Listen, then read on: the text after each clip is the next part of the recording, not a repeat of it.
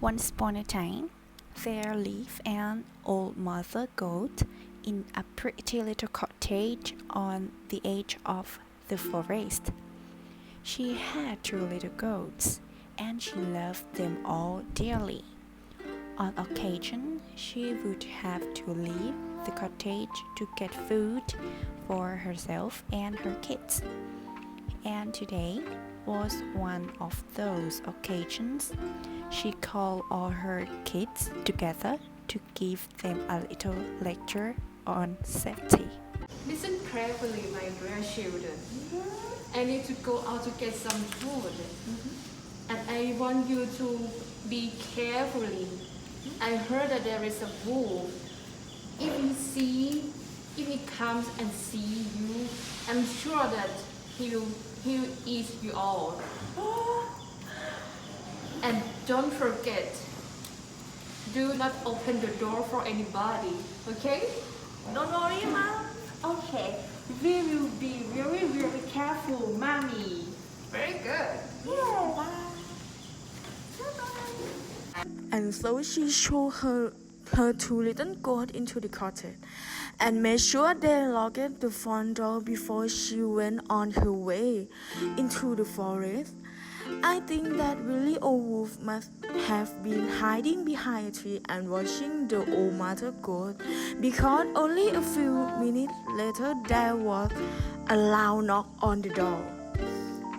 But the little goat heard the wolf's voice and knew that this was not their mother, so they said,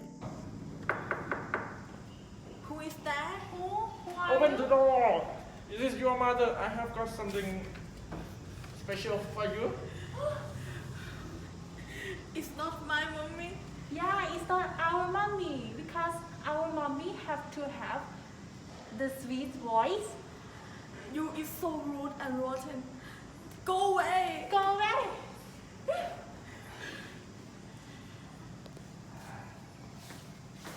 So the wolf went away and thought about how he could escape his voice. He went to see the bees and bought a pinch of honey, which he downed in one go to make his voice nice and sweet. Then he went back to the ghost cottage and knocked on the door again. Open the door! It's me, your mother. I have something special for all of you. But without thinking, in order to make sure his wife was gentle, the wolf had placed his great big black paws on the window, and the ghosts saw them. They knew something was wrong.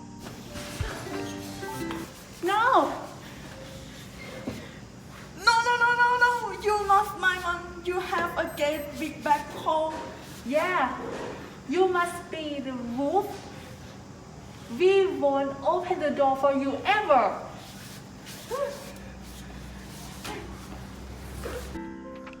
The wolf went away again and thought how he could excuse his paw.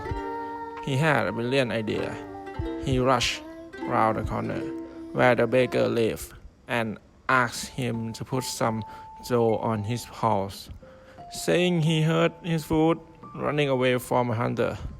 From there he ran to the miller and asked him for some white flour to put on the dough that covered his paw.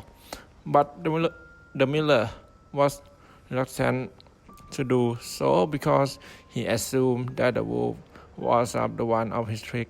But the wolf growled at the miller furiously. He knocked on the door for the third time, calling out, Open the door, my little children. This is your mother. The older little goat went up to the window and shouted, Please show us your face. I want to show you as my mom." Yes, on your feet. The wolf put his feet covered in dough and flew up against the window. That is our mommy. Yeah, that is all. Okay, I will open the door for her. That's how goats were tricked into believing it really was their mother outside the door. And the oldest goat carefully opened the door. Immediately, the wolf burst in, with a great howl in that loud voice of his, and the little ghost started screaming and scrambled for a place to hide in the little cottage. When he couldn't find anybody else, the wolf grumbled. I really can't remember how many there was, but never mind. I will go to the forest, lie down for a few hours.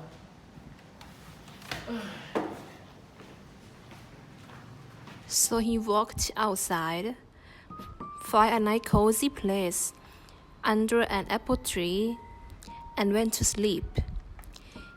It did not take long before he was snoring loudly. Eventually, old mother goat returned with her shopping, and to her consternation, she saw that the front door to the cottage was wide open. She ran inside and started crying. What a mess! All the furniture was upside down. The washtub had rolled over, and the bed covers were on top of the cooker. She knew that this could only mean one thing. The wolf had been in here and had taken all her children. She groaned and she wailed, but then she heard a little voice coming from under the decks.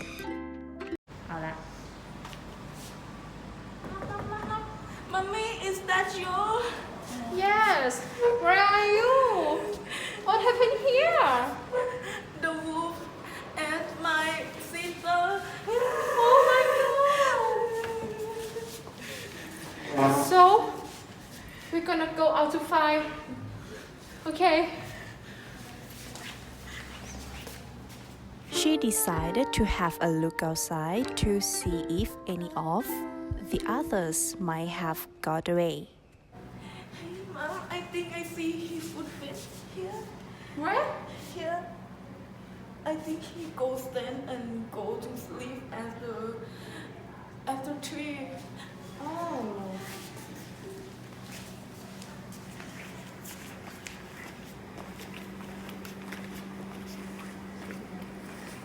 Here, he sleeps at this tree. Oh, that's the wolf. That's the wolf. And there, under the apple tree, she saw a bulky figure of the old wolf, fast asleep and snoring like he had swallowed a few pints of wine. She went up close to him, and she saw that there was some movement inside the wolf's stomach that made her think that her children might still be alive inside that horrible creature.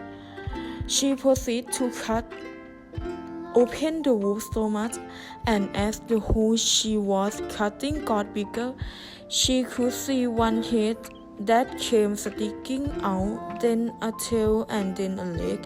She cut as far as she could, and before long, her one children jumped out of the wolf's stomach. The old mother was filled with joy. The nasty wolf had been so greedy that he had just gouged them all down without chewing, so that not only were they still alive, but they were all in one piece. My mom, my sister is on his stomach. He ate my sister. Okay. We will cut his stomach. Yeah, I have a scissor, and then I will pull out your sister.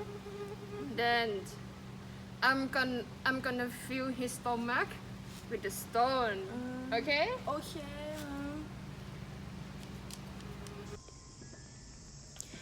She told her children to go and fetch some stone. Each of the little ghosts soon come back with a big stone, as big as they could carry. And old mother ghost deposited them all inside the wolf's stomach. Once that was done, She proceeded to stitch him up again, and when that was finished, they all went inside the cottage, where they all sat by the window and watched and waited for the wolf to wake up. Eventually, the wolf did wake up. He felt rather dry and heavy, especially heavy and thirsty. Boy, was he thirsty! What great difficulty he managed to raise himself and start tottering toward the brook, moaning and groaning all the while. Eventually, he came to the brook and lowered his head to take a drink, but he was so heavy, what with all this stone in his stomach, that he just slid down the bank and straight into the water, where he disappeared below the surface and drowned. The old mother goat and her two little goats had followed the wolf at a safe distance, and when they saw the nasty creature disappear beneath the waves of the brook, they all started singing and dancing.